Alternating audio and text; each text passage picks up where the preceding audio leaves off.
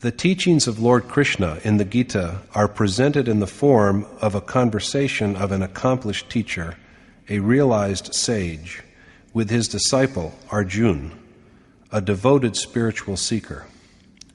Arjuna has requested Yogeshwar Krishna to support him, since he is his pupil who relies on him.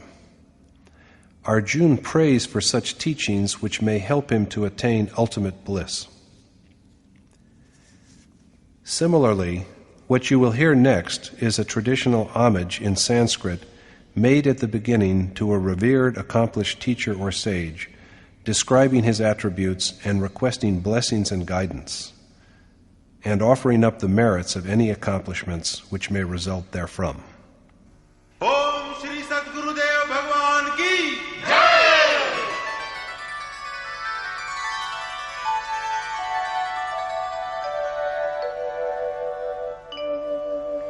Jaya Sadguru Devam Paramanandam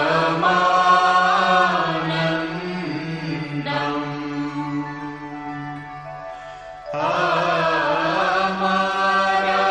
Shariram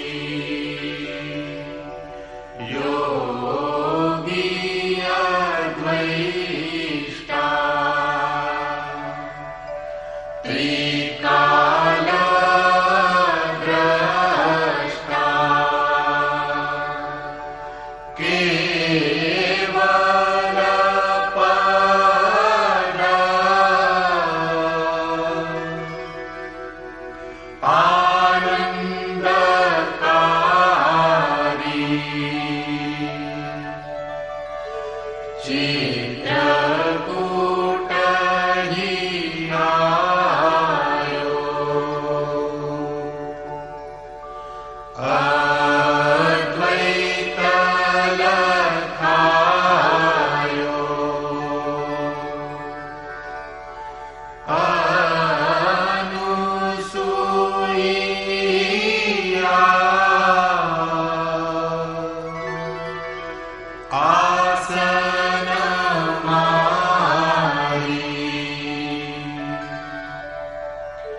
Shri Paramahansa Swami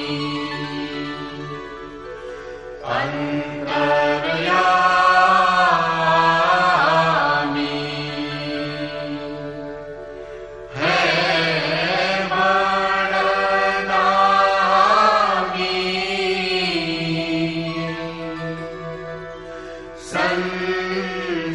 Sansari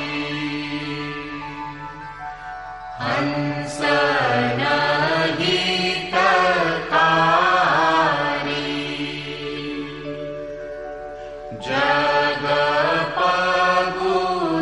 Jagapagudhari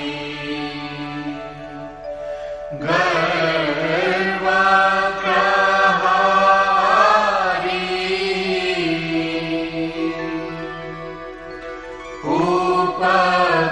Upakari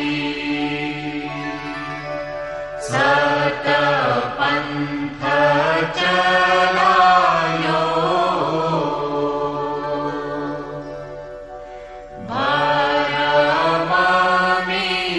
Bharamamitayo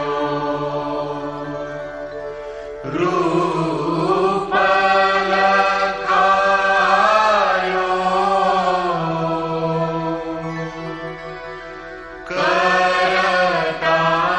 Karatari यह शिष्य है तेरो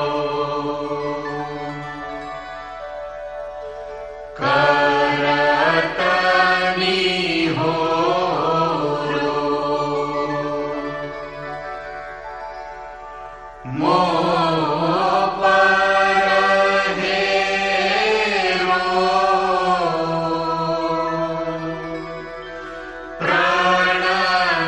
प्राणधारी जय सद्गुरुदेवम्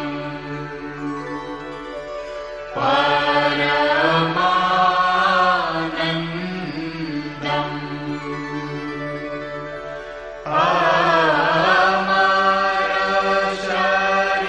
अमरशरीरम्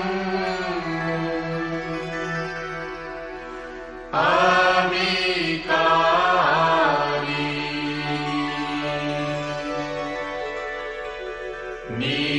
निरगुण निरमूलम् धरी स्थूलम्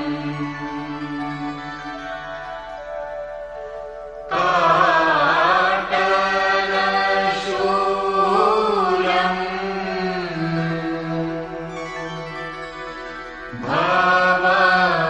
भवभारी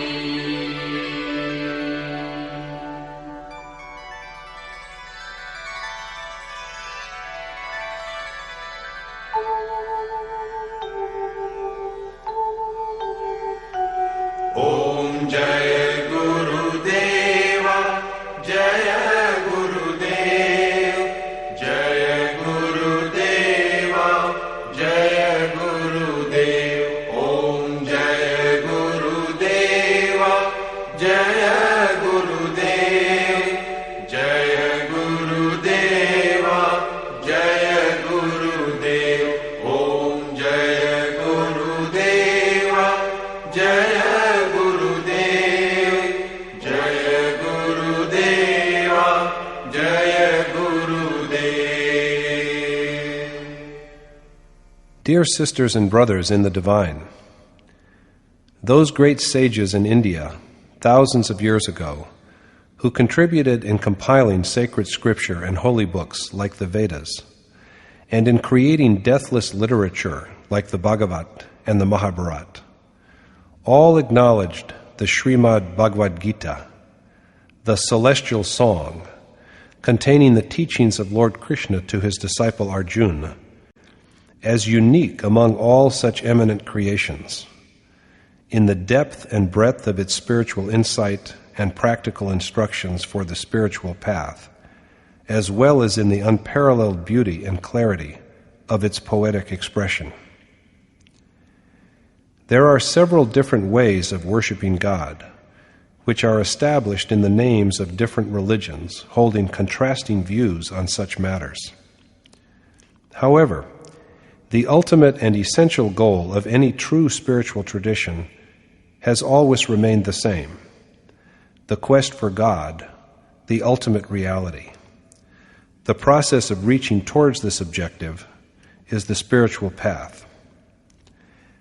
The question, however, arises that if God is the ultimate reality, and is the only one ultimate reality, then why are there so many sects and cults?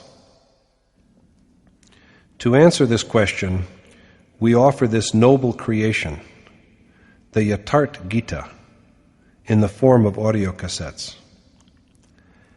The divinely inspired Gita, as taught by Lord Krishna, simplifies the concept of Dharma, spirituality, and purposefully guides one on the spiritual path in a structured and complete manner. The core teachings of all the paths subsequently revealed by other sages of the world are each enfolded in the essential teachings of the Gita.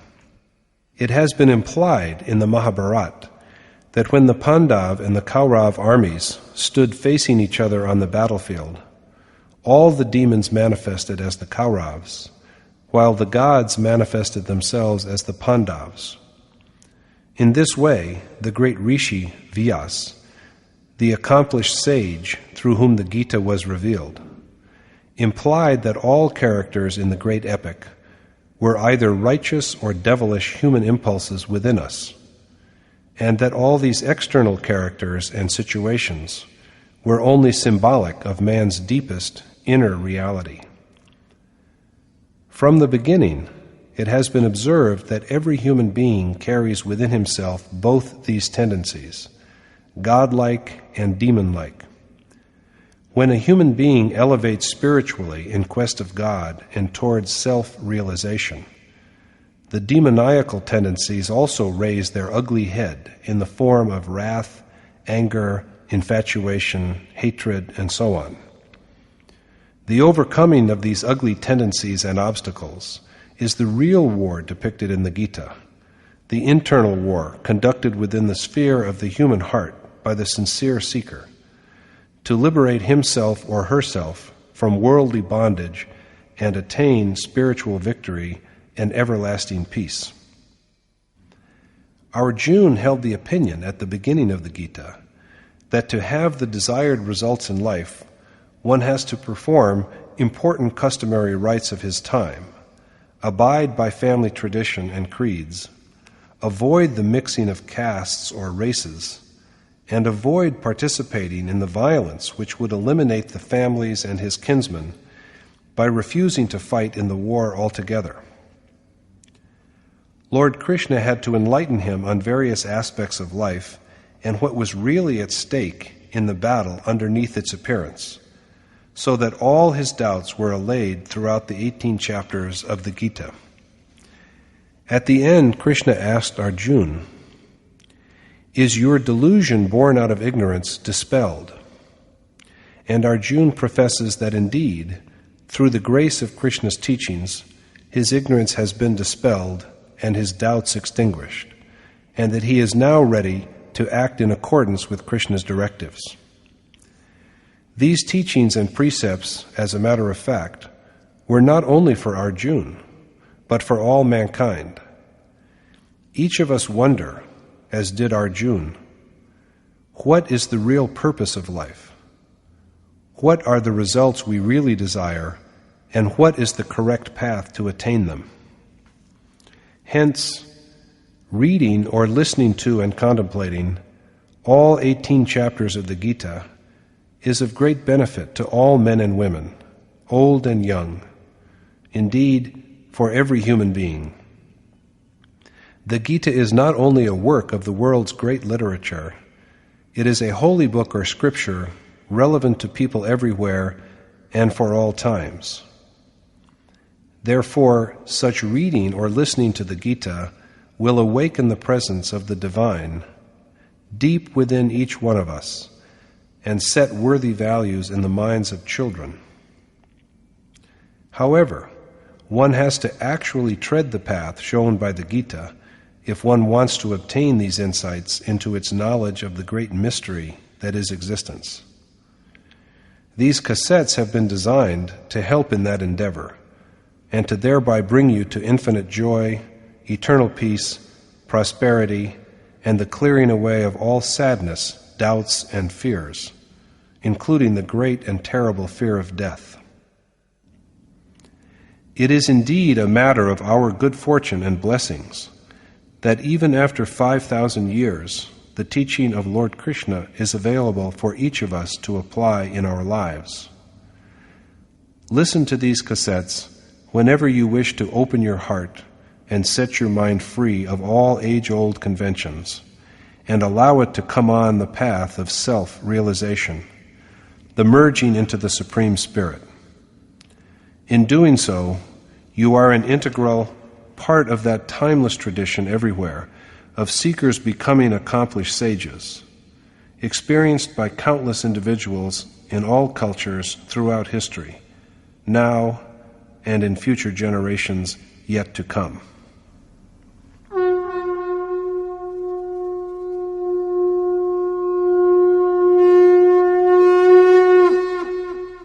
Om Shri Paramatmane Namaha. Yatart Gita, Srimad Bhagavad Gita.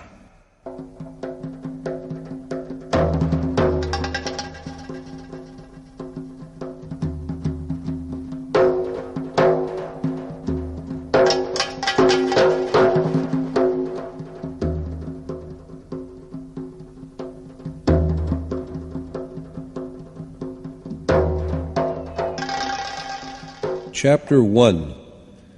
The Yoga of Irresolution and Grief.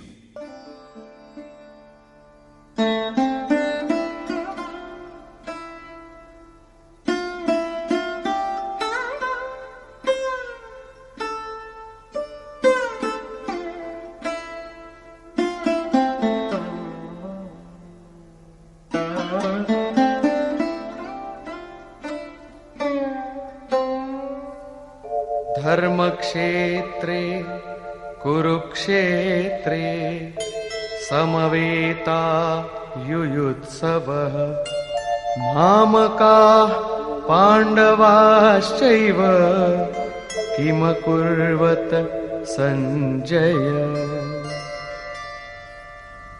Dhritarashtra said, "Assembled at Kurukshetra, at Dharmakshetra, and eager for combat, O Sanjay, what did my and Pandu's sons do?"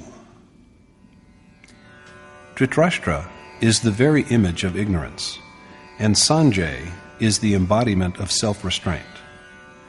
Ignorance lurks at the core of the objective, the outward-looking mind. With his mind enveloped in darkness, Dhritarashtra is blind since birth, but he sees and hears through Sanjay, the epitome of self-control. The aging king Dhritarashtra knows that God alone is real, but as long as his infatuation for his son Duryodhana, born from ignorance and usurper of the Pandav throne, endures, his inner eye will be focused on the forces of the Kaurav, who symbolize the ungodly forces of negative, sinful impulses, arrayed for battle against the Pandav forces, who symbolize the godly forces of righteous and virtuous impulses. Dharma is a field for combat. When there is abundance of divinity in the realm of the heart, the body is transmuted into a Dharmakshetra, or field of Dharma, but it degenerates into a Kurukshetra when it is infested with demoniacal powers. Kuru means do. The word is an imperative. As Krishna has said, driven by the three properties born out of Prakriti, or nature, man is compelled to act. Without action, he cannot even live for a moment. These properties, virtue, ignorance, and passion, or sattva, rajas, and tamas, compel him to act. Even in sleep, action does not cease, for it is the necessary sustenance for the body.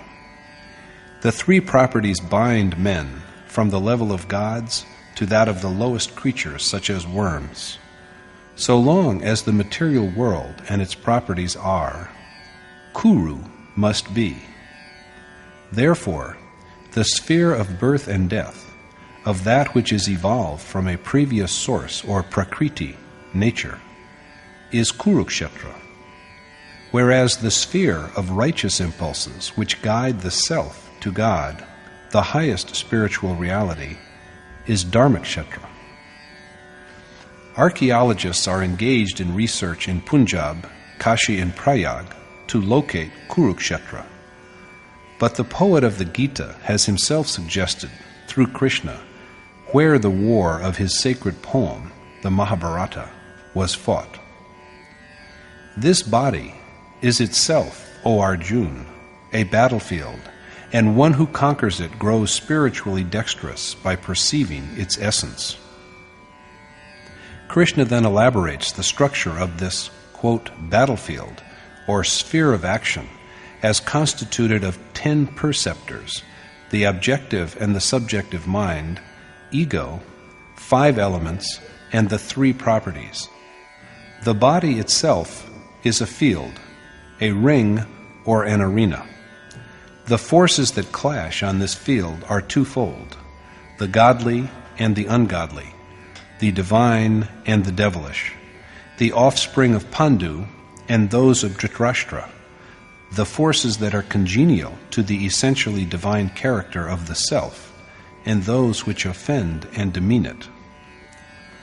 The clue to the mystery of the conflict between the opposed impulses begins to be seen when one turns for enlightenment to an exalted or realized sage who has enriched himself with worship and meditation.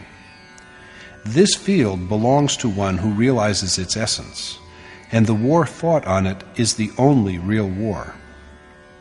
History is crowded with wars of the world, but the victors in these wars have but sought in vain for a permanent conquest. These wars were nothing beyond acts of retribution. True victory lies in subduing matter and in perceiving, as well as becoming one with, the Supreme Spirit that transcends it. This is the only conquest in which there is no prospect of defeat. This is true salvation, after which there are no fetters of birth and death. The mind lying in the abyss of ignorance perceives through one who has mastered the mind and the senses, and thus knows what has transpired on the battlefield, where fighters include even those who have known its reality. Vision is ever in proportion to mastery of the mind and the senses.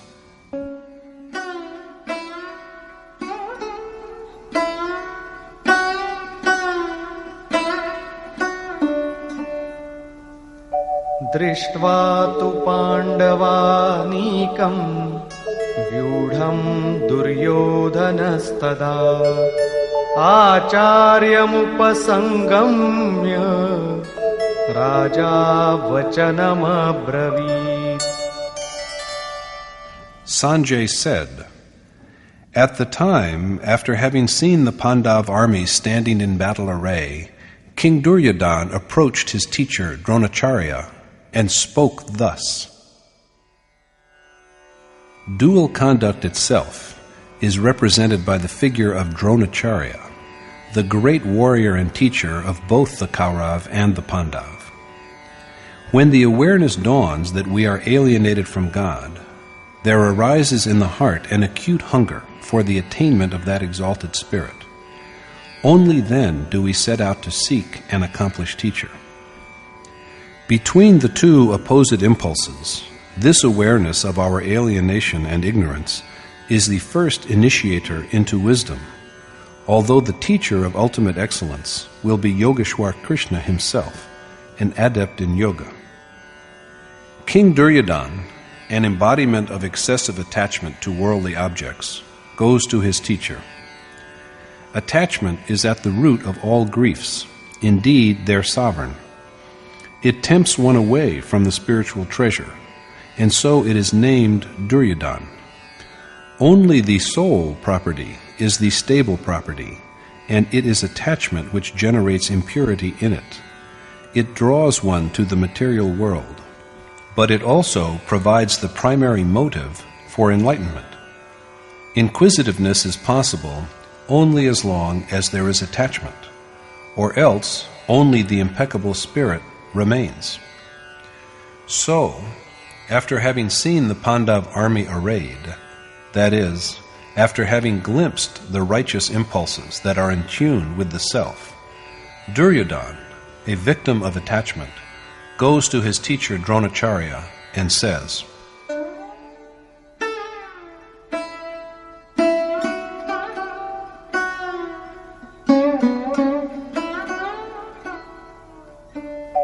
पश्यैतां पाण्डुपुत्राणाम् आचार्यमहतीं च मूं व्यूढां द्रुपदपुत्रेण तव शिष्येण धीमता. Behold, O Master, this massive army of Pandu's sons marshaled in battle formation by your wise pupil, the son of Drupad, Drishtadyum. Drishtadyum, the son of Drupad, is the steadfast mind that treasures faith in the universal, immutable reality. He is thus the master, the type of righteous impulses that lead to selfless activity in a spirit of egoless reverence to spiritual divinity. As is said, not means, but the determination of mind needs to be firm. Let us now review the Pandav army at length.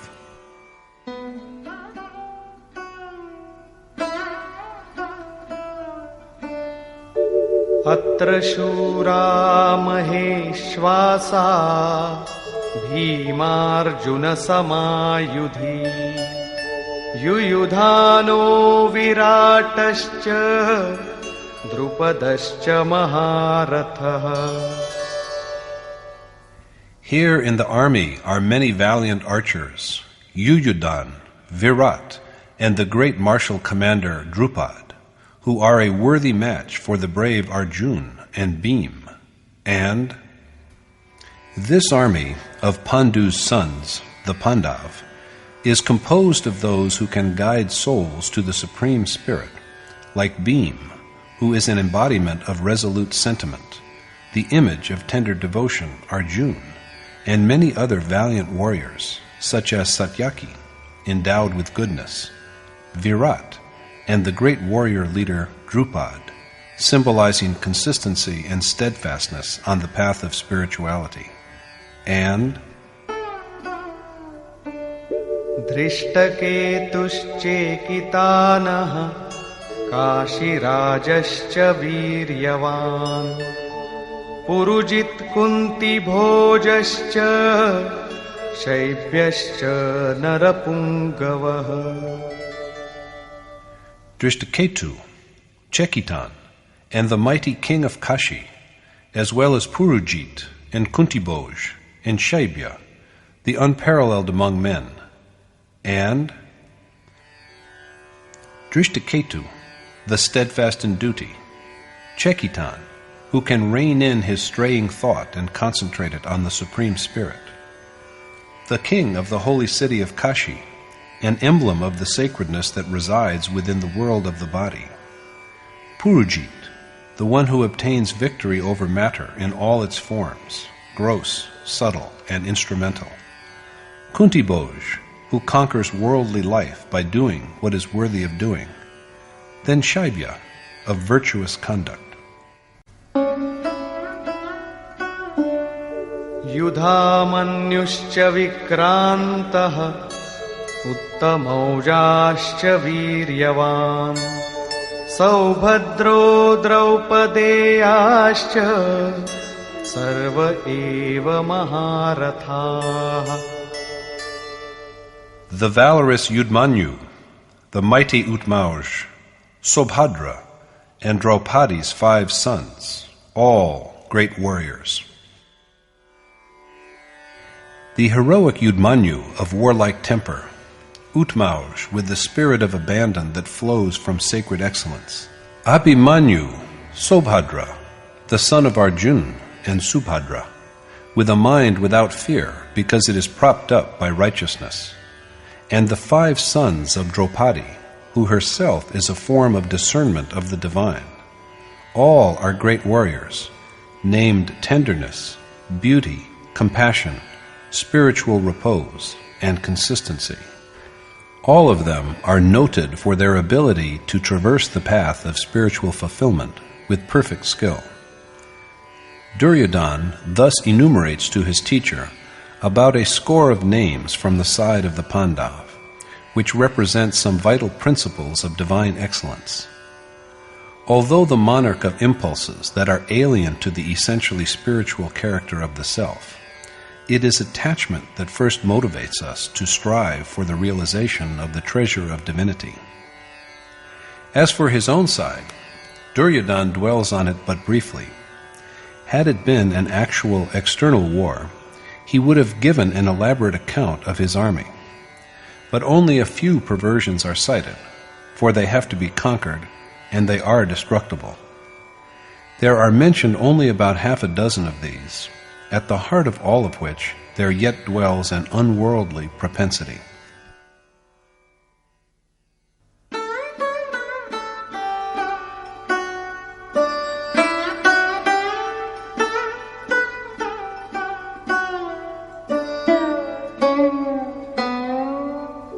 अस्माकं तु विशिष्टाये तान्निबोध द्विजोत्तम नायका मम सैन्यस्य संज्ञार्थं तान् ब्रवीमि ते.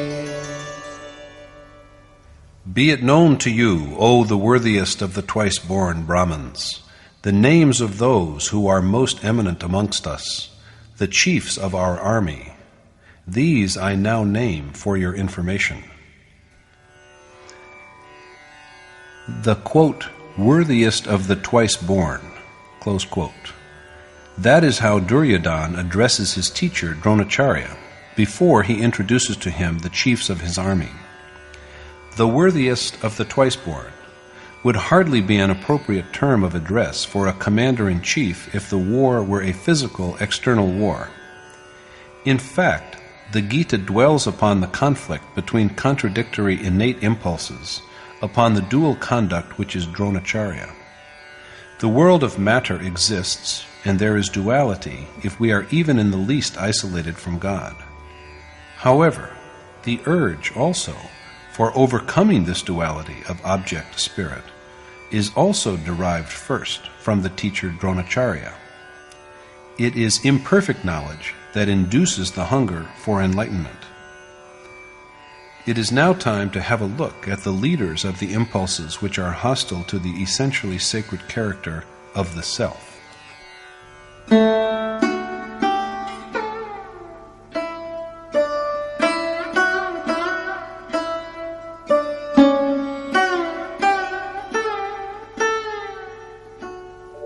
भवान् भीष्मश्च कर्णश्च कृपश्च समितिञ्जयः अश्वत्थामा विकर्णश्च सौमदत्तिस्तथैव च. Your venerable self, Bhishma and Karn, and also Kripa, victor in wars, Ashwatthama and Vikarn, as well as Somduti, Purishrawa, son of Somdut. The commander-in-chief is Dronacharya himself, symbolizing dual conduct. And then there is the grandsire Bhishma, the very image of delusion. Delusion is the fountainhead of deviation from the ideal state. Since it survives until the very end, delusion is the grandsire. The whole army has perished, but Bhishma yet lives on. He lies unconscious on his bed of arrows and still continues to breathe. Like Bhishma also are Karn, a betrayer of the sacred character of self, and the conquering warrior Kripacharya. Kripacharya represents the act of compassion by the seeker in the state before self-realization. God is the mine of compassion, and the sage attains to the same state after fulfillment. But during the period up to accomplishment, so long as the worshipper is removed from God, and God is removed from him, when the uncongenial impulses are still alive and strong, and he is besieged by delusion, if the seeker feels compassion at this stage, he is destroyed. For acting with pity, in leaving her meditation hut and giving alms to the king of attachment disguised as a beggar, while her husband Rama was away, Sita had to undergo penance in the kingdom of Lanka for years. Vishvamitra fell from grace because he felt tenderness at this stage. Maharshi Patanjali, the preceptor of Yoga aphorism, has expressed a similar view when he says, "Attainments made through perfect meditation are indeed attainments, but they are also just as formidable obstacles in the way of the endeavor of the individual soul for identification with the Supreme Spirit, as are sensual desire, anger, greed, and delusion." Goswami Tulsidas has said, "O Garud, manifold are the obstacles built up by Maya when we strive to unravel the knots of properties of nature, mere distortions of truth. Attainment of sanctity elevates, but the mind conjures up one temptation after another." The illusory Maya obstructs in many ways. It brings men accomplishments and untold wealth, and even turns them into holy beings. If a being of such accomplishment just passes by, even a dying man is revived. Notwithstanding the recovery of the patient, however, the seeker shall be destroyed if he regards the cure as his own achievement. Instead of one sickness, 1,000 maladies will swarm upon his mind. The process of reverent contemplation of the divine will be interrupted, and he will so stray from the right path that the world of matter overwhelms him. If the goal is distant and the seeker feels compassion, this one act alone is sufficient to result in the debacle of his whole army. So he has to be on his guard against the feeling of compassion until the moment of final attainment, although at the same time it is also true that compassion is the hallmark of a saint. But before ultimate fulfillment, this kind of compassion is the mightiest warrior among the evil, demoniacal impulses. It is thus that Ashwatthama is an image of inordinate attachment, Vikarn of indecision, and Burishrawa of perplexity and confusion. They are all chiefs of the outward flowing current of life.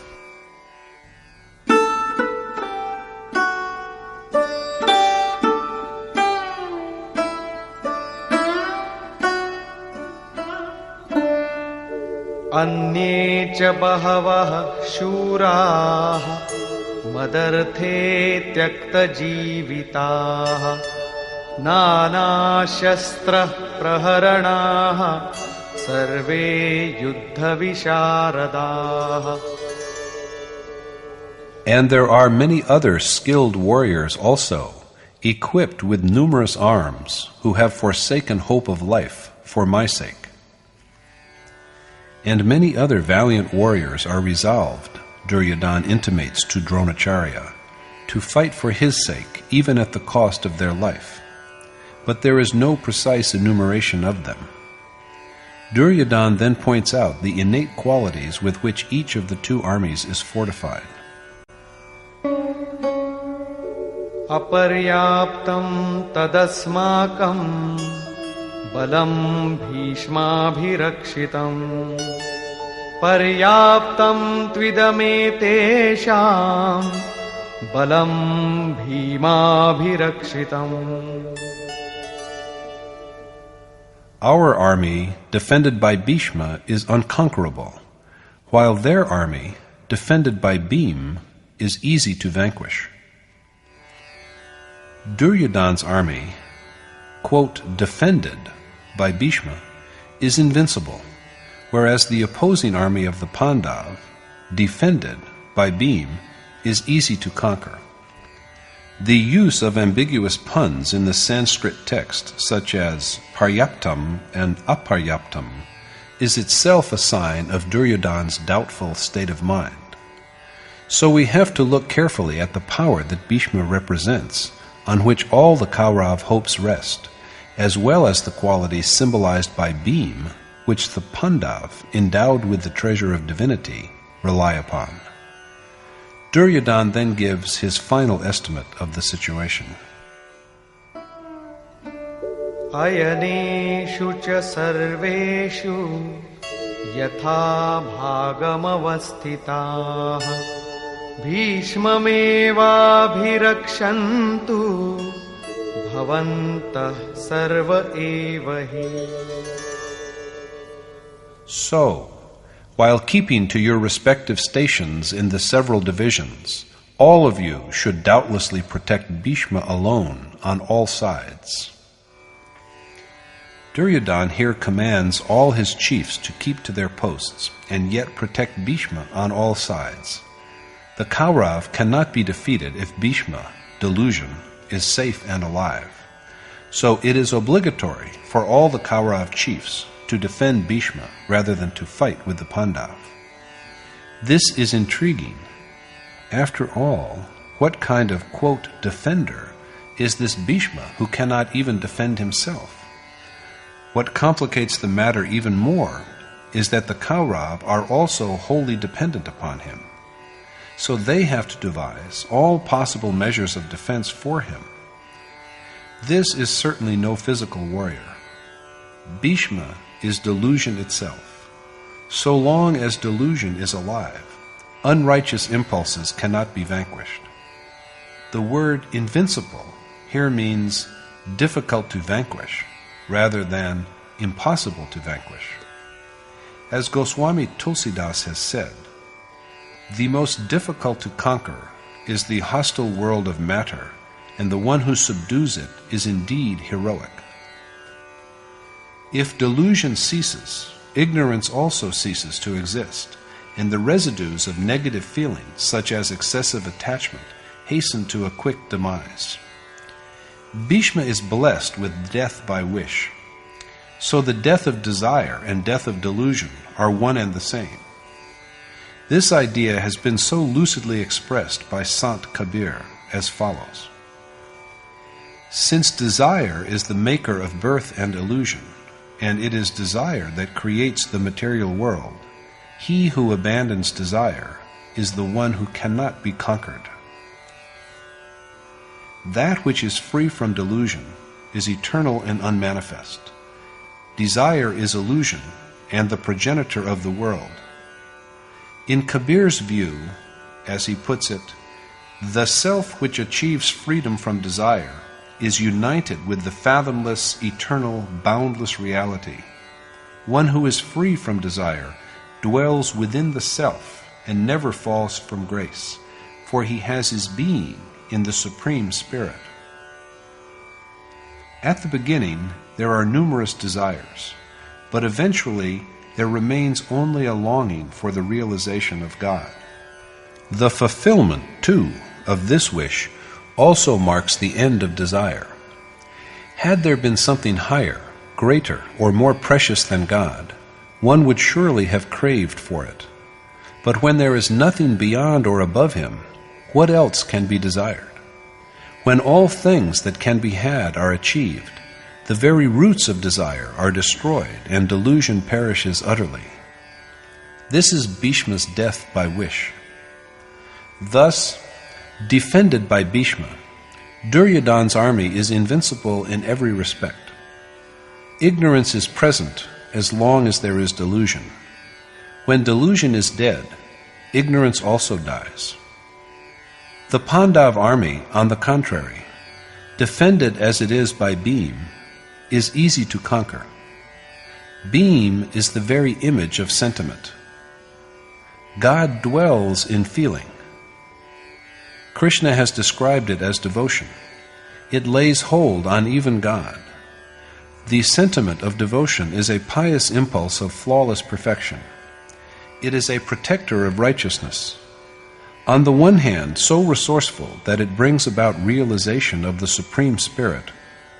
On the other hand, it is also so delicate and fragile that this day's fidelity and adherence often turn into nothingness and even outright privation on the next day. Today we admire a sage for his virtue, but the very next day we grumble and cavil because we have seen him relishing delicacies. Devotion is shaken by suspicion of even the slightest flaw in the loved one. The impulse of righteousness is undermined, and the ties with the object of affectionate devotion are broken. So it is that the Pandav army defended by Bhima can be conquered with ease. Maharshi Patanjali has given expression to a similar view in the following phrase: "Only meditation practiced for a long time with constant devotion and reverence can be firm." Now let us listen to the flourish of the warrior's conches.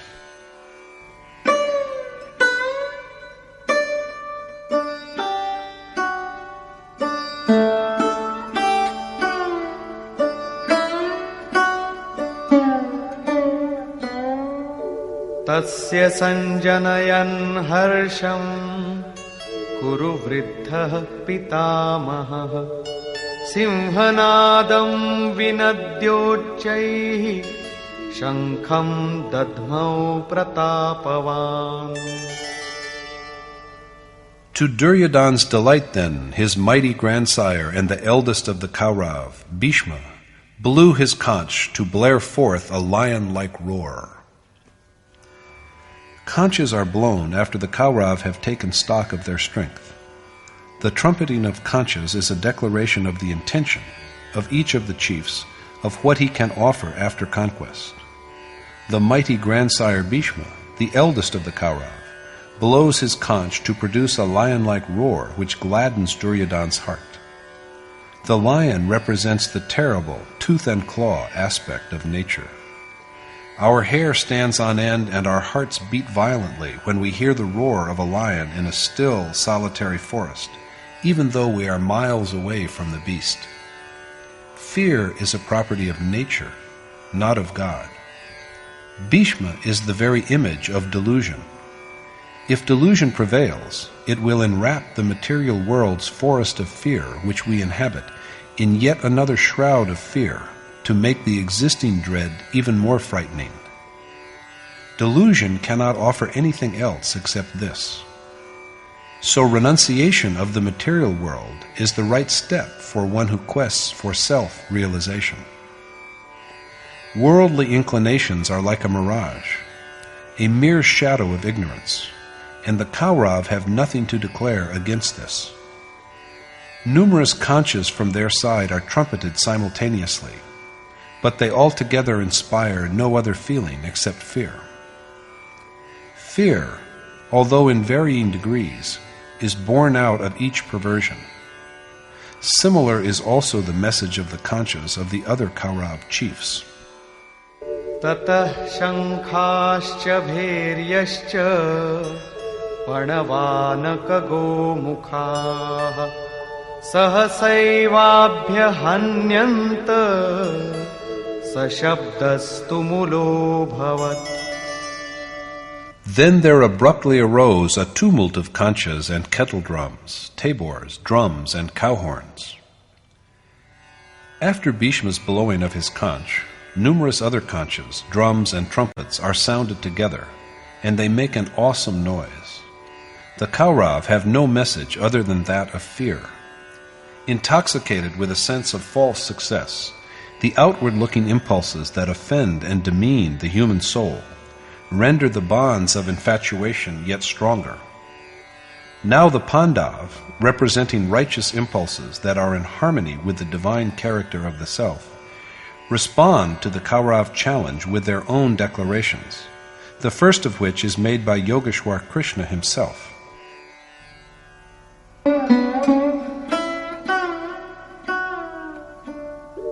ततः श्वेतैर्हयैर्युक्ते महती स्यन्दने स्थितौ माधवः पाण्डवश्चैव दिव्यौ शङ्खौ प्रदध्मतु.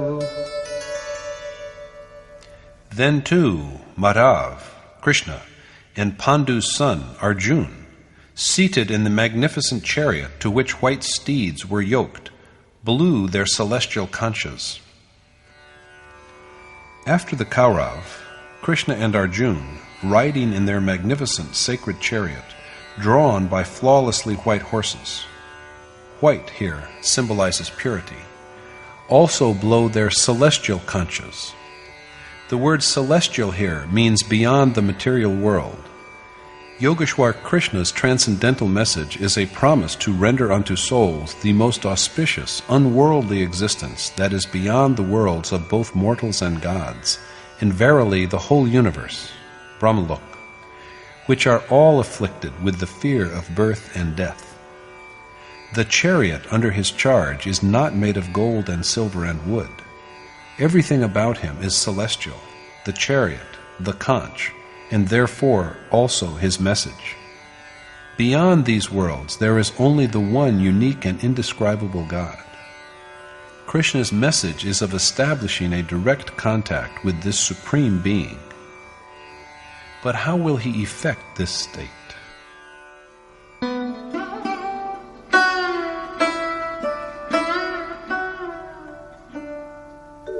पाञ्चजन्यं ऋषिकेशो देवदत्तं धनञ्जयः पौण्ड्रं दध्मौ महाशङ्खं भीमकर्मावृकोदरः.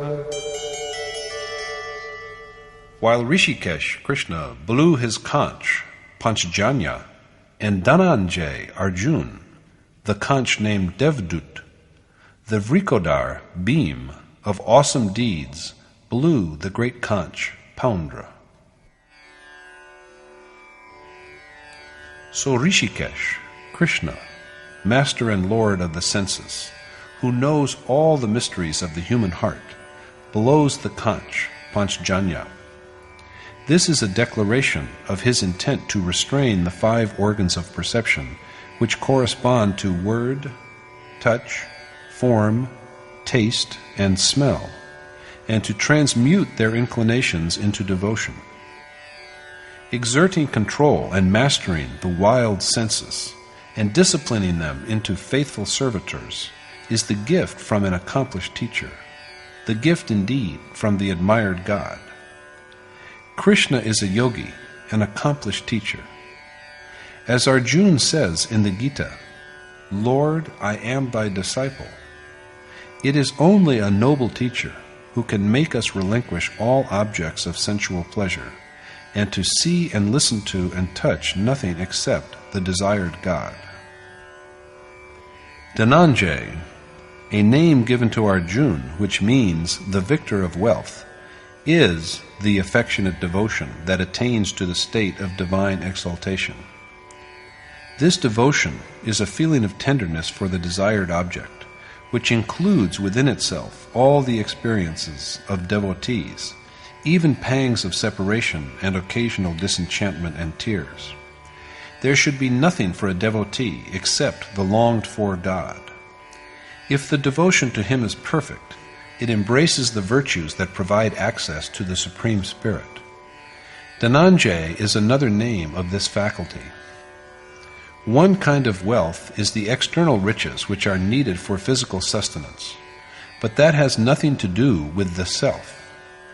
The really lasting wealth of man, which he can truly call his own, is realization of his self, the God within. In the Upanishad Brihadaranyaka, Yajnavalkya teaches the same to his wife Maitreya when she asks him, "My Lord, if this whole earth belonged to me with all its riches, should I through its possession attain immortality?" The sage replies, "No, your life would be like that of the wealthy. None can possibly hope to be immortal through wealth."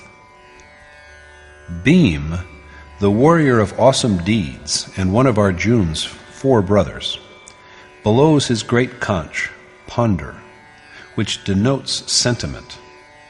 The heart is the spring as well as the habitat of feeling. This is why Bhim is called Vrikodar, the large-hearted. You are attached to a child, but that attachment belongs essentially to your heart. It only manifests itself in the child. Sentiment is fathomless and mighty, and this sentiment is Bhim's great conch that is now blown. The affection that he represents is embodied in sentiment. That is why Bhim blows the conch named Pandra.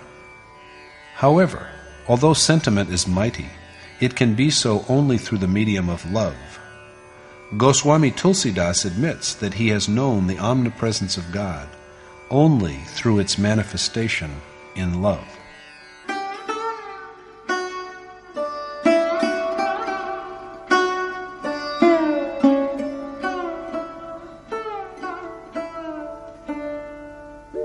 Ananta Vijayam Raja Kunti Putro Yudhishthirah Nakulah Sahadevascha Sugoshamani Pushpakau. King Yudhishthir, the son of Kunti, blew the conch Anant Vijay, whereas Nakul and Sahadev blew their conches Sughosh and Mani Pushpak. King Yudhishthir of the Pandav, one of the brothers of Arjun, blows the conch Anant Vijay, which means endless conquest. Kunti, his mother, is the very image of dutifulness, and Yudhishthir, the embodiment of dharma, or natural piety. If one's adherence to dharma is steady, Anant Vijay, endless conquest, will bring about the absorption of the self in the boundless God.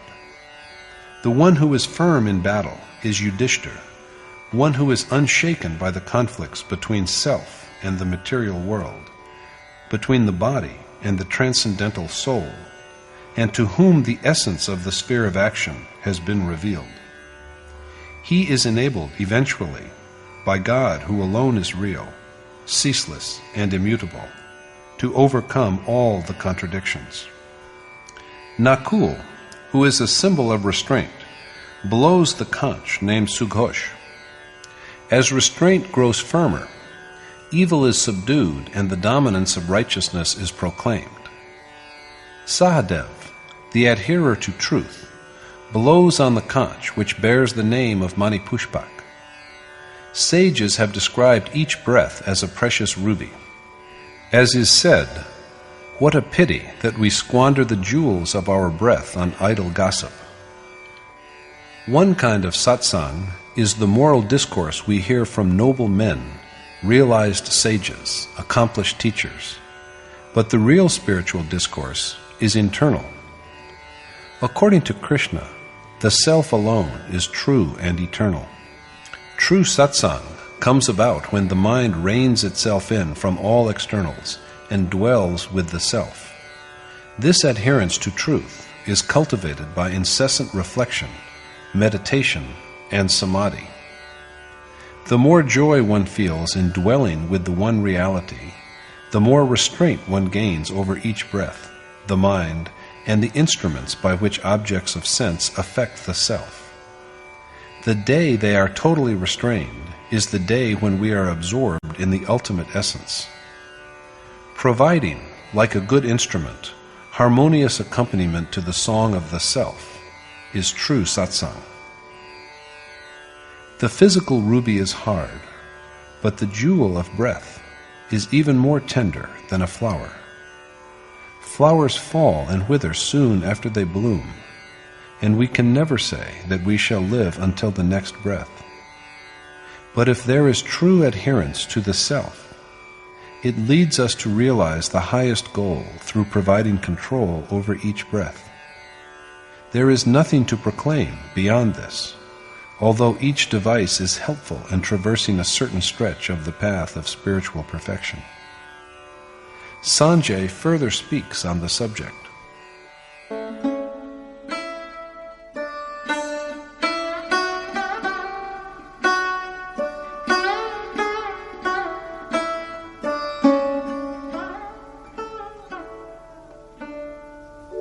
काश्यश्च परमेश्वासः Shikhandi च महारथः धृष्टद्युम्नो विराटश्च सात्यकिश्चापराजितः द्रुपदो द्रौपदेयाश्च सर्वशः पृथिवीपते सौभद्रश्च महाबाहुः शङ्खान् दद्मुः पृथक् पृथक्.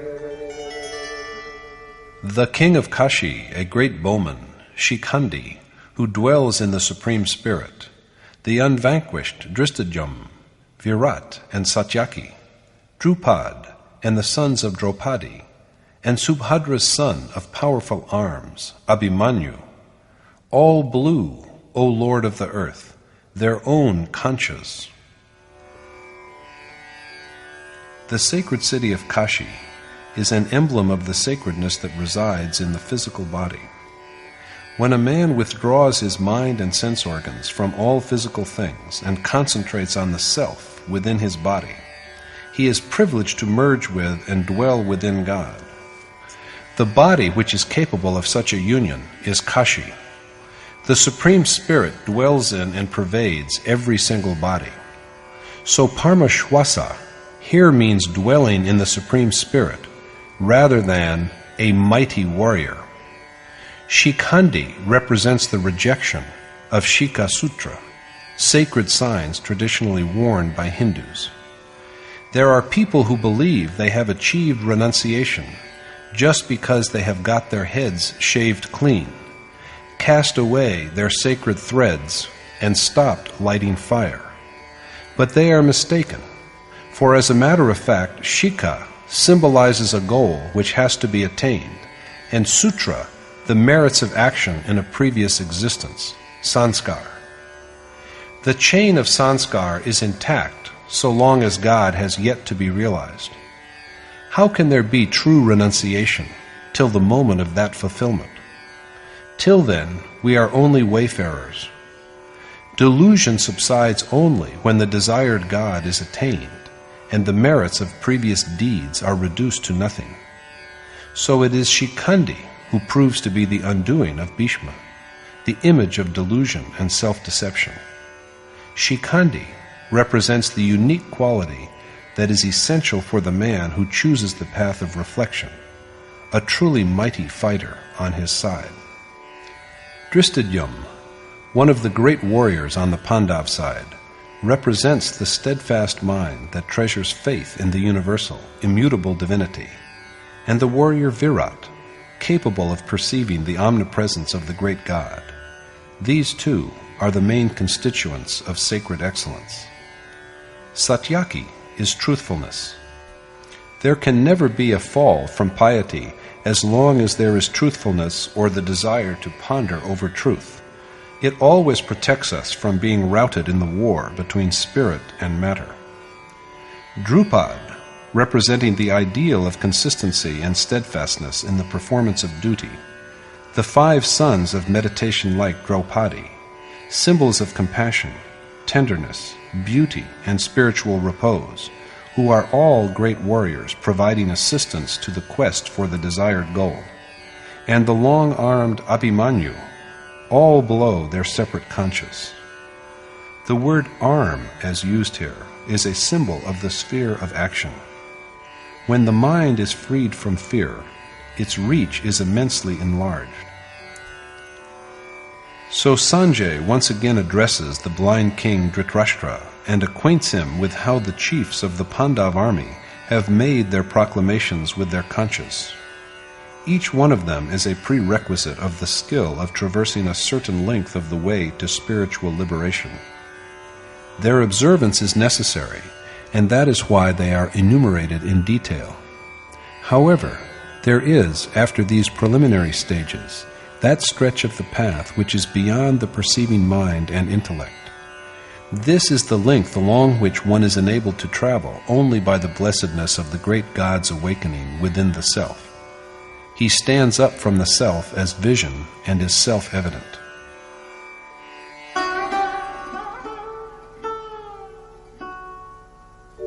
सघोषोधार्तराष्ट्राणाम् हृदयानि व्यदारयत् नभश्च पृथिवीं चैव तुमुलो व्यनुनादयन्.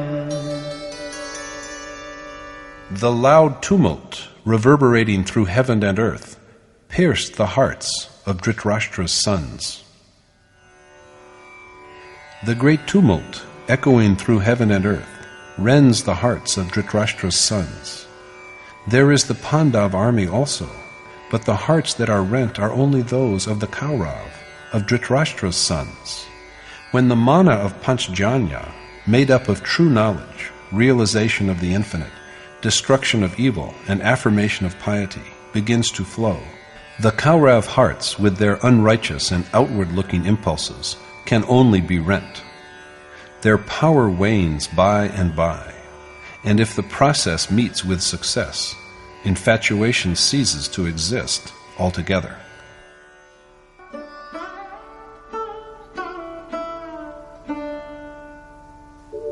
अथ व्यवस्थितान् दृष्ट्वा धार्तराष्ट्रान् कपिध्वजः प्रवृत्ते शस्त्रसम्पाते धनुरुद्यम्य पाण्डवः.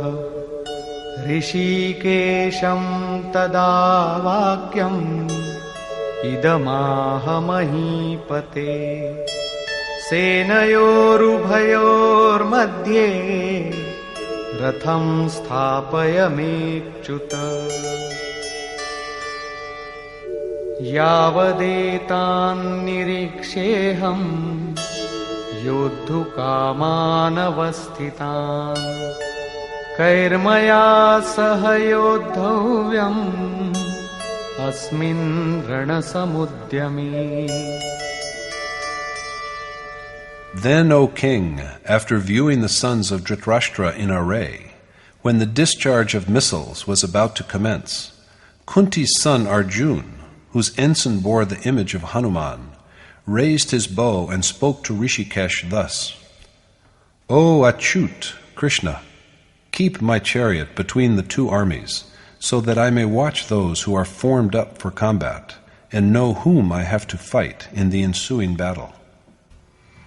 Sanjay, an epitome of self-restraint, endeavors to enlighten the mind of Dhritarashtra, lying under a pall of ignorance, by pointing out that apart from the other exemplary captains of the Pandav army, there is the Hanuman ensign of Arjun. Hanuman, a symbol of true renunciation. Disenchantment with the world and the desire to renounce it are the mark of Arjun's battle standard. Some interpreters have named this standard the, quote, monkey ensign because of its frenzied fluttering. But this is unacceptable, for the primate exhibited on the ensign is no common monkey, but the god Hanuman himself, who has risen above all distinctions. To him honor and dishonor are the same. Giving up lust for material objects which have been heard or seen, of worldly objects and sensual pleasures, is renunciation. So, after having seen Dhritarashtra's sons arrayed just when missiles are about to be launched, Arjun, whose distinctive motto is renunciation, lifts his bow and speaks to Rishikesh, the lord and master of the senses and knower of the mysteries of the heart, addressing him as the infallible. He requests his charioteer, Krishna, to station the chariot between the two armies.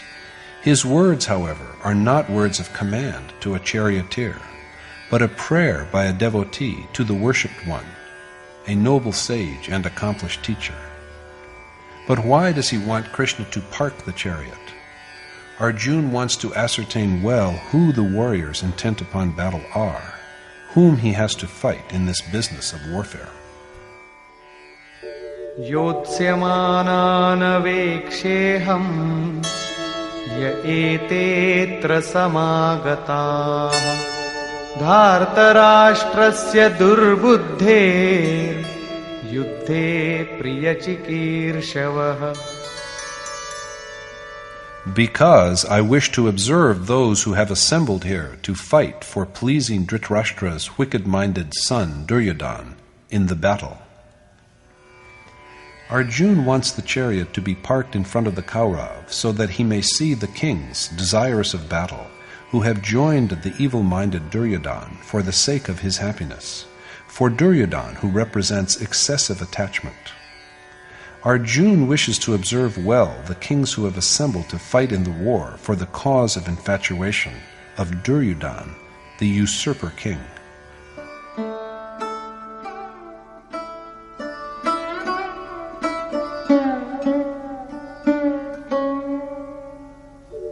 एवमुक्तो ऋषिकेशो गुडाकेशेन Bharat सेनयोरुभयोर्मध्ये स्थापयित्वा रथोत्तमम् भीष्मद्रोणप्रमुखतः सर्वेषां च महीक्षिताम् उवाच Partha पश्यैतान् समवेतान् कुरुनिति. Thus addressed by Gudakesh, O descendant of Bharat, Dhritarashtra, Rishikesh parked the unique chariot between the two armies in front of Bhishma, Drona, and all the other kings, and said, Behold, O son of Pritha, Arjuna, the assembled Kuru. Sanjay thus informs Dhritarashtra how on being requested by Arjuna, who has mastered sleep, Krishna, who knows all that is to know of the mind and heart, parks the chariot of unexcelled beauty in the midst of all the kings who have staked out claims on the earth, which is the body in macrocosm, and asks Parth Arjuna to behold the assembled Kaurava. The, quote, excellent chariot in question is made of neither gold nor silver, nor of any material substance. Excellence is defined in this world in terms of its agreeableness or disagreeableness to the mortal body. But such a view is misleading, for that alone is excellence which is always one with the real, the self, and which has no unrighteousness or impurity about it.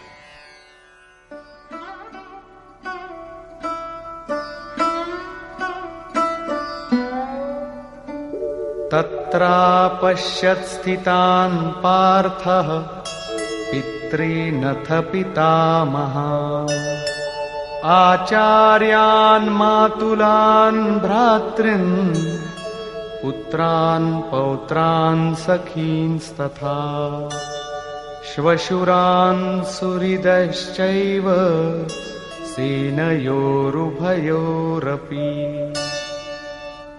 तान् समीक्ष्य स कौन्तेयः सर्वान् बन्धूनवस्थितान् कृपया परयाविष्टो विषीदन्निदमब्रवीत्.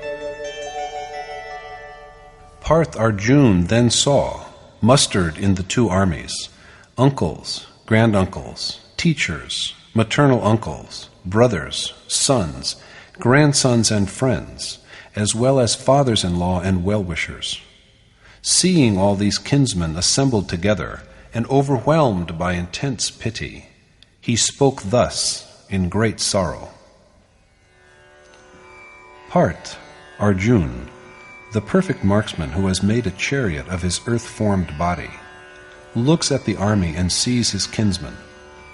What is noteworthy here is that in the two armies he sees only his own family, the families of maternal uncles and of fathers-in-law, friends and teachers.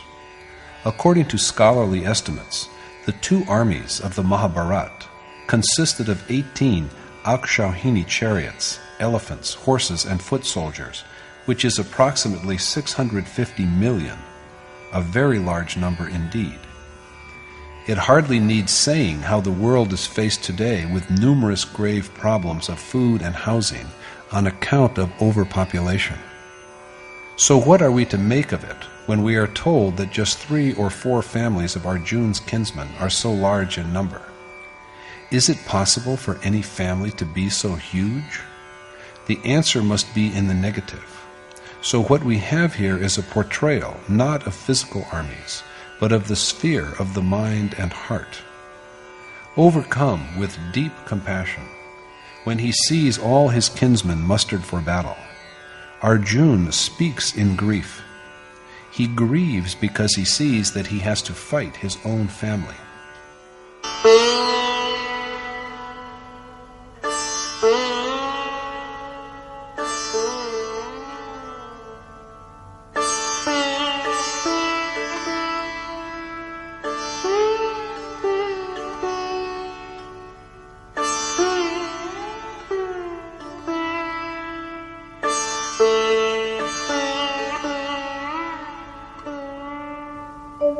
दृष्ट्वेमं स्वजनं कृष्ण युयुत्सुं समुपस्थितम् सीदन्ति मम गात्राणि मुखं च परिशुष्यति वेपथुश्च शरीरे मे रोमहर्षश्च जायते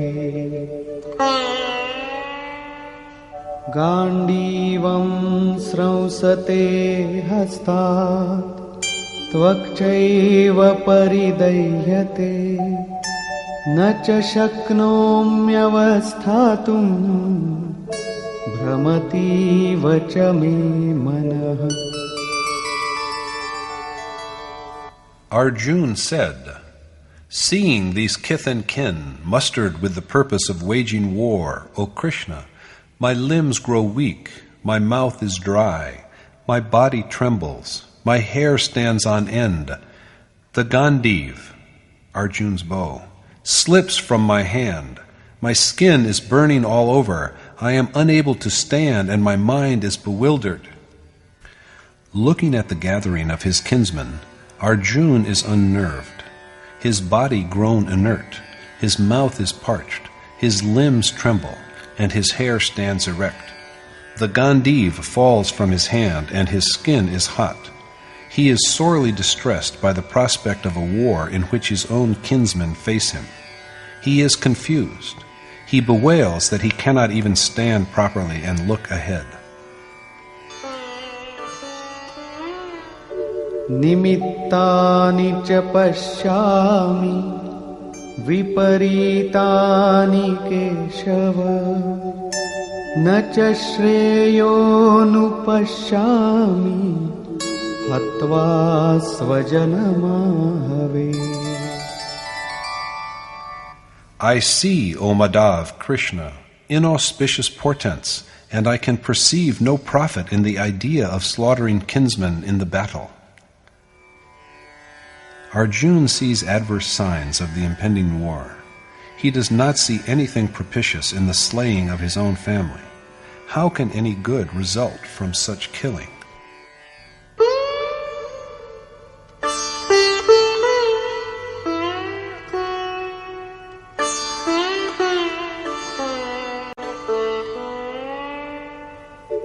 न काङ्क्षे विजयं कृष्ण न च राज्यं सुखानि च किन्नो राज्येन गोविन्द किं भोगैर्जीवितेन वा. I aspire, O Krishna, after neither victory nor a realm and its pleasures, for of what avail is sovereignty to us, O Govind, Krishna, or enjoyment, or even life itself? Arjuna's whole family is on the brink of war, so he does not wish for either victory or the kingdom that this victory may bring him, or even the pleasures of that kingdom. Of what use will be a kingdom or enjoyment or life to him? He then states the reasons for his reluctance to fight in the war.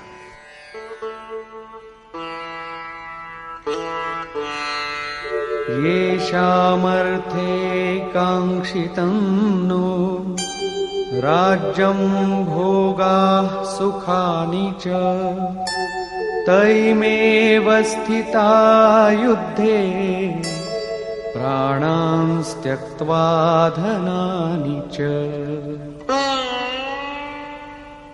They for whose sake we crave for a kingdom, pleasures and enjoyments, are formed up here, putting at stake both their life and wealth.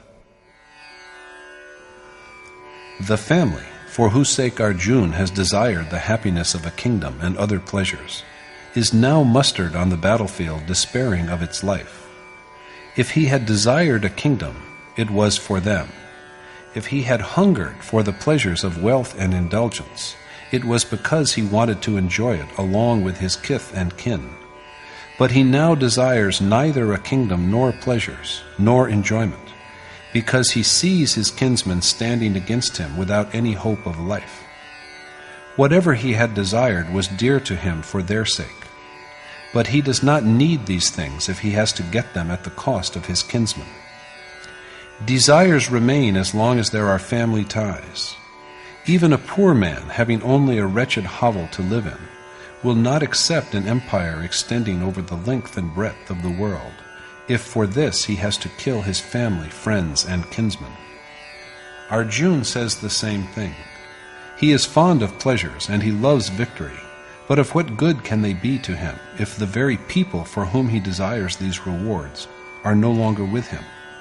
Of what use will enjoyment of pleasures be in their absence? After all, who are the people he will have to kill in the war?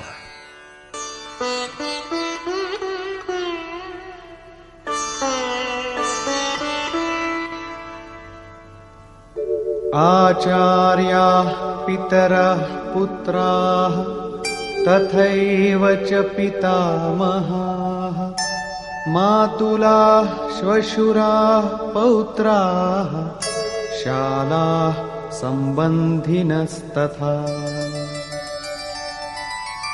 एतान्न हन्तुमिच्छामि घ्नतोऽपि Madhusudan अपि त्रैलोक्यराज्यस्य हेतोः किन्नु मही कृते. Teachers, uncles, nephews, as well as granduncles, maternal uncles, fathers-in-law, grandnephews, brothers-in-law, and other kinsmen. Though they might slay me, I yet have no desire to kill them, O Madhusudan, Krishna, even for a realm made up of the three worlds, still less for this earth alone. The people to be slain are Arjuna's own flesh and blood. As he tells Krishna sorrowfully, he does not wish to harm his kinsmen, although in doing so he might lose his own life at their hands, even for ruling over all the three worlds. In an army formed of 650 million men, Arjuna can see only his own family. Who really are these innumerable kinsmen? Arjuna verily is an image of tender devotion. His dilemma is the one that faces every devotee when he sets out on the path of worshipful adoration, or bhajan. It is everyone's desire that he should attain the highest reality by reverence and worship.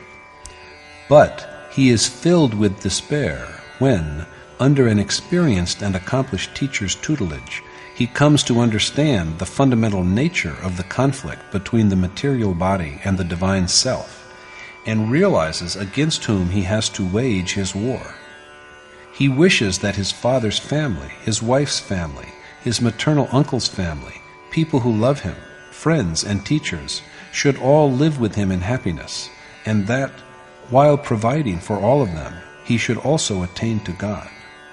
So he is confused when confronted with the fact that in order to forge ahead in his task of worship, he has to abandon his family.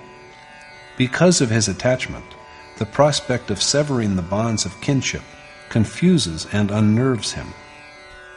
My noble teacher, the revered Paramahans Paramandaji, used to say, "To be a sadhu is the same as to die." Even if the universe has beings whom he regards as living, there is no one whom the sadhu can regard as belonging to his own family. As long as there is such a one, the feeling of attachment remains. As for this weakness, the one who is striving to realize his self, is a winner only when he rejects and destroys his attachment, as well as all the other associated feelings. What is this world but an extension of the ties of attachment? What is there in it for us in the absence of these bonds? The world as we know it is only an extension of the mind. Yogeshwar Krishna has portrayed the same extension of the mind as the world. The man who has withstood and subdued its power has conquered the whole universe. Krishna tells Arjuna in the 19th verse of chapter 5, "The whole cosmos is overcome, even in this world, by those whose minds repose in equality." Such a state of calm, of mental equipoise and equanimity, is made possible by the complete annihilation of ego. This frees the mind from its self-centered subservience to the material world. After ego has ceased to exist, only the self remains in a pure state.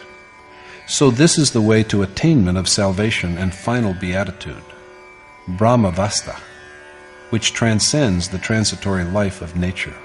It is thus that those who have realized this state are not subject to the limitations of the material world. It is not that only Arjuna is confused. Affectionate attachment resides in every heart, and everyone with such a feeling is in a state of confusion. Kith and kin are always in the foreground of a person's consciousness. At the beginning, a person believes that his sacred adoration will be helpful in his endeavor to make his kinsmen happy. A person looks forward to enjoying his acquisitions along with them. But what shall the person do with the happiness if his own people are no longer with him? So it is with Arjuna. His vision has so far been limited to the pleasures that can be had from a kingdom and heaven. He has till now envisioned the ultimate happiness in terms of heaven and a realm composed of the three worlds.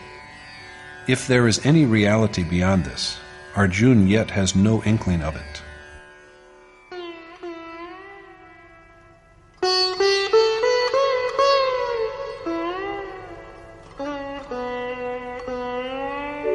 निहत्य धार्तराष्ट्रान्नः का प्रीतिः स्याज्जनार्दन पापमेवाश्रयेदस्मान् हत्वैतानाततायिनः.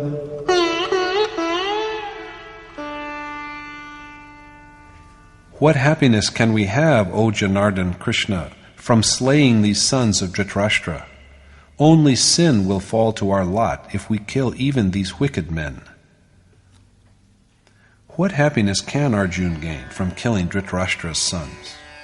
Dhritarashtra denotes the, quote, insolent or profligate nation, and born from it is Duryodhana, the image of infatuation, the usurper king. But shall even the slaying of such an evil kinsman make Arjuna and Krishna happy? The Kaurav are unrighteous, but the Pandav will be only guilty of sin if they kill them. We call men evil-doers if they adopt impious ways for their livelihood. In fact, however, the worst felons are those who put obstructions in the way of the self. The gravest offenders in this respect are lust, anger, avarice, and inordinate attachment, which obstruct one's realization of the self.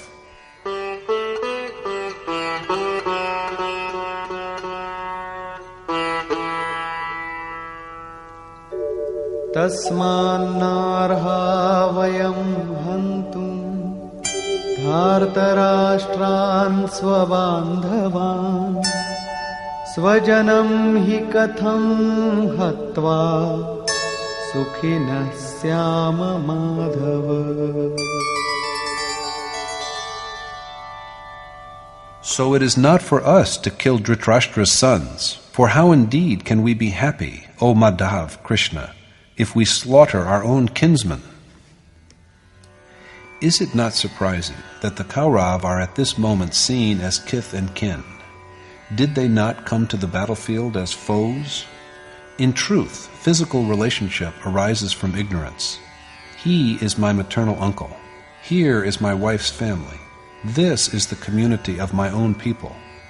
What are all these but ignorance? We have people who are affectionate to us, and we have our family, and we have our world, but all these we have only as long as there is attachment.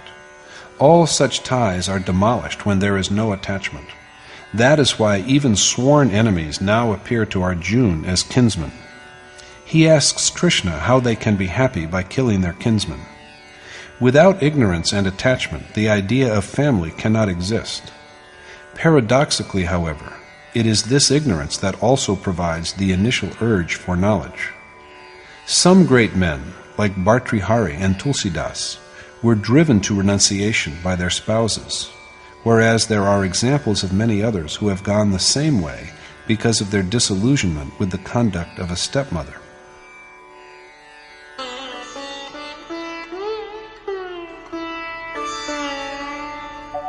यद्यप्येतेन पश्यन्ति लोभोपहत चेतसः कुलक्षयकृतं दोषं मित्रद्रोहे च पातकम्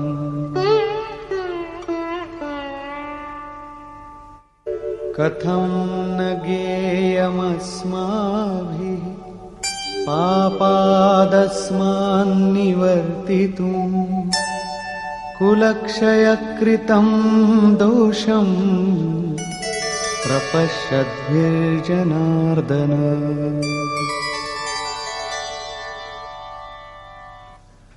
Although, with their minds vitiated by greed, they, the Kaurav, have no awareness of the evil they do in destroying families and in being treacherous to friends, why should we, O Janardhan, who know that it is evil to destroy families, not turn away from the sinful act? Straying from righteousness because of their arrogance and avarice, the Kaurav are blind to the sin they commit by destroying families and practicing treachery against friends. This is their error. But why, Arjuna wants to know from Krishna, should they themselves, knowing the evils of destroying families, not desist from the crime? What deserves special notice here is Arjuna's belief that not only he, but Krishna also, is about to make the same error. So he is also indirectly accusing Krishna. Every novice taking refuge in an enlightened teacher reasons in the same way. Arjuna is under the impression that perhaps the problem that is bothering him has not yet occurred to Krishna. All the same, they are both reasonable men, and it is required of them to think of the evil consequences of destroying a family. कुलक्षये प्रणश्यन्ति कुलधर्माः सनातनाः धर्मे नष्टे कुलं कृत्स्नम् अधर्मोऽभिभवत्युत. In case of the destruction of a family, its eternal sacred traditions are lost, and impiety afflicts the whole family with the loss of its values. Until now, Arjuna has viewed family traditions as the eternal truth, the Sanatan Dharma, and he also believes that with the loss of these traditions, families are laden with sin.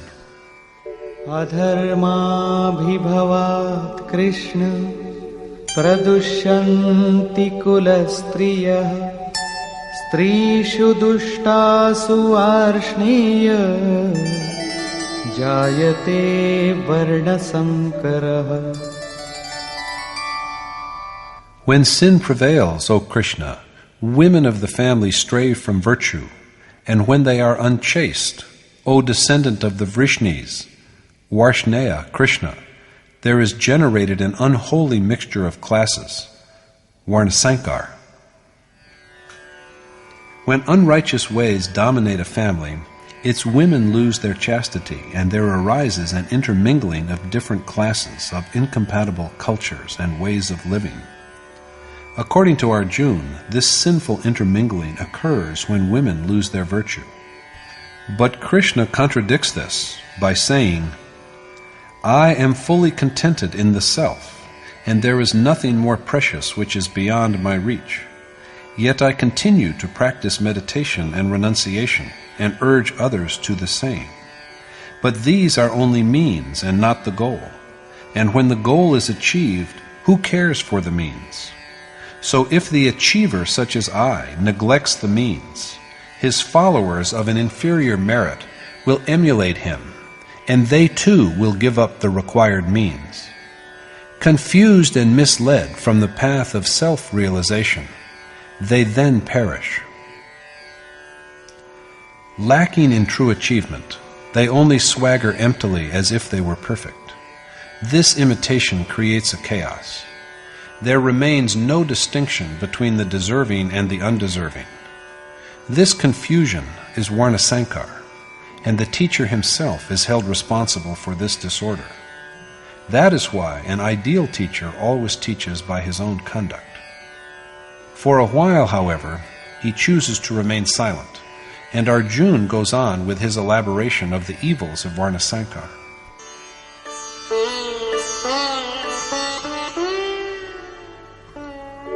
Sankaro narakaiva kulaghnanam kulasya cha patanti pitaro yesham lupta pindodaka kriyaha. The unholy intermingling of classes condemns the destroyer of the family as well as the family itself to hell, for their ancestors, deprived of the offerings of obsequial cakes of rice and water libations, fall from their heavenly abode. It is a quality of Varnasankar to dispatch families and their destroyers to hell. Divested of obsequial gifts of rice cakes, their forefathers also lose their heavenly home. The present is destroyed, the ancestors of the past fall, and the posterity to come will also descend to hell. Not only this, but in Arjuna's view,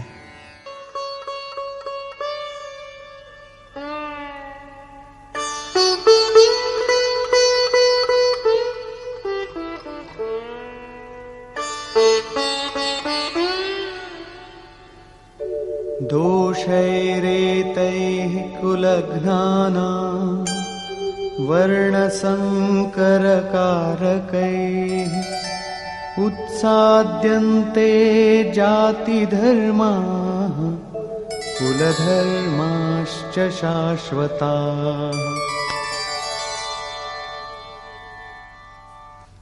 the sin committed by destroyers of families, which causes an intermingling of classes, puts an end to the timeless dharma of both caste and family. According to Arjuna, the evils of Varnasankar destroy the traditions of both families and their destroyers. He holds the view that family traditions are changeless and eternal. But Krishna refutes this later by asserting that self alone is the changeless and eternal Sanatan Dharma, that immutable, eternal, divine principle that animates all things and beings and which enables them to realize themselves. Before a man has realized the essence of this eternal Sanatan Dharma, he gives credence to some tradition or the other. Such is Arjuna's belief at the moment, but in Krishna's view, it is a mere delusion.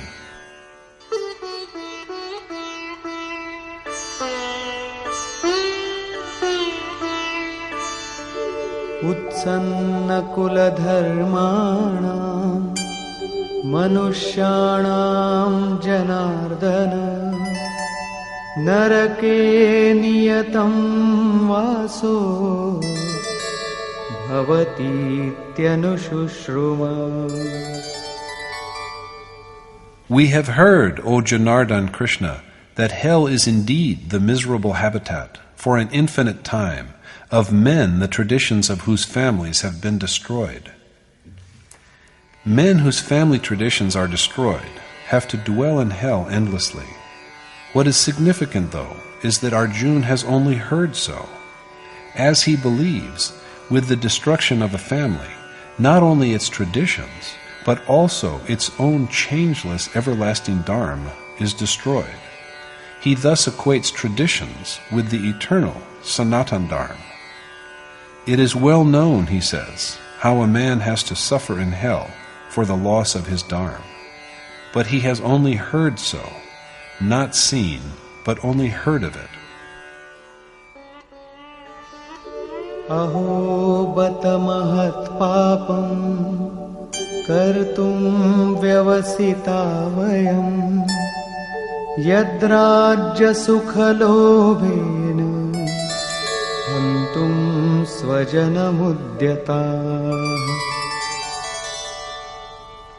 Tempted by the pleasures of temporal power, alas, what a heinous crime have we resolved to commit by killing our own kith and kin. How regrettable that although possessed of wisdom, they are yet determined to commit a grave sin by being intent upon killing their own family because of greed of regal power and its pleasures. At this point, Arjuna regards his knowledge as in no way less than that of Krishna. All seekers, as it has already been said, feel this way at the outset. According to Mahatma Buddha, so long as a man has only partial knowledge, he regards himself as a repository of great wisdom.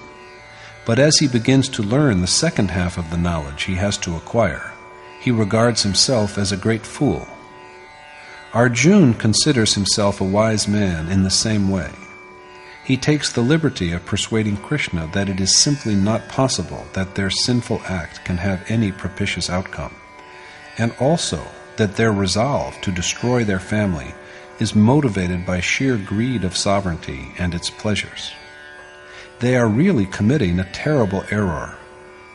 Convinced that the error is not only his, he has a dig at Krishna when he remarks that the error is also Krishna's. And at last, he delivers his final view of the matter to Krishna.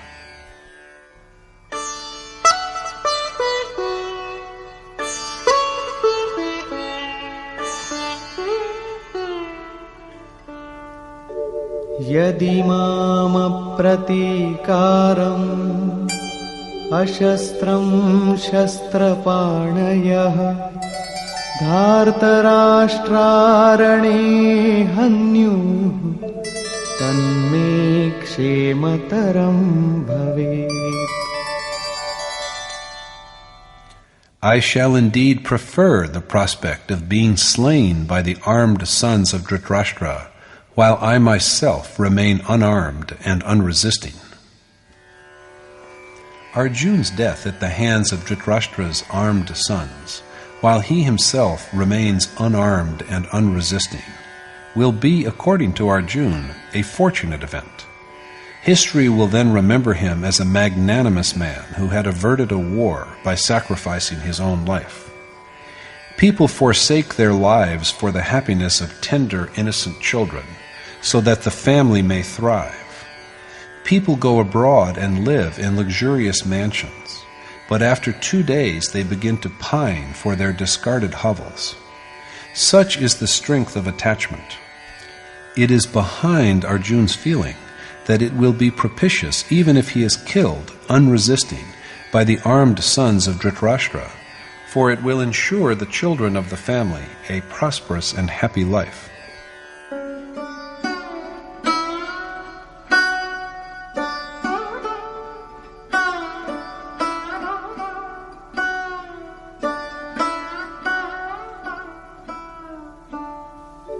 Evamuktvārjuna saṅkhye rathopastha upavishat visrijya sasharam chapam shoka samvignamanasah. Sanjay said, speaking thus and smitten by grief, in the midst of the battlefield, Arjuna put aside his bow and arrows and sat down in the chariot. In other words, Arjuna withdraws from the conflict between the physical body, the sphere of action, and the self within with his awareness of God. Conclusion. Looking at the armies on the battlefield of life, we see our own families, and they have to be destroyed. The world is but an extension of attachments. Attachment to the family proves an obstacle in the primary stage of the worshipper's devotion to the desired goal. He is shaken when he discovers that he shall have to part with his near and dear ones and treat them as though they had never existed. He finds nothing but unpropitious harm in his act of destroying his own people. Like Arjuna, he looks for an escape into prevailing traditions. Arjuna says that family traditions are the eternal Sanatan Dharma. Destruction of family and caste traditions by war is thus destruction of the eternal Dharma itself. And when Dharma is lost, women of the family grow unchaste, and there is a sinful intermingling of classes, which must drive both the family and its destroyers to hell for an indefinite time. With this limited knowledge and wisdom, Arjuna is desperate to protect the family traditions which he regards as the eternal Sanatan Dharma. So he pleads with Krishna and wishes to be enlightened on why they, Krishna and he, men of sagacity, should be bent upon committing the heinous sin of destroying their family. According to his view of the issue at hand, even Krishna is about to become an accessory to the crime. Finally, Arjuna asserts adamantly that in order to save himself from the sin, he shall not fight. Saying this, he sinks despairingly in the rear of the chariot.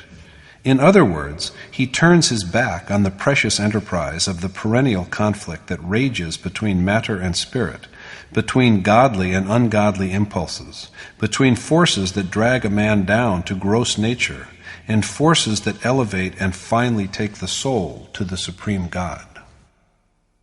Thus concludes the first chapter in the Upanishad of the Srimad Bhagavad Gita on the knowledge of the Supreme Spirit, the science of yoga, and the dialogue between Krishna and Arjuna, entitled Sanchaya Vishad Yoga, or the Yoga of Irresolution and Grief. Thus concludes Swami Adgadanand's exposition of the first chapter of the Srimad Bhagavad Gita in Yatharth Gita. Hari Om Tat Sat.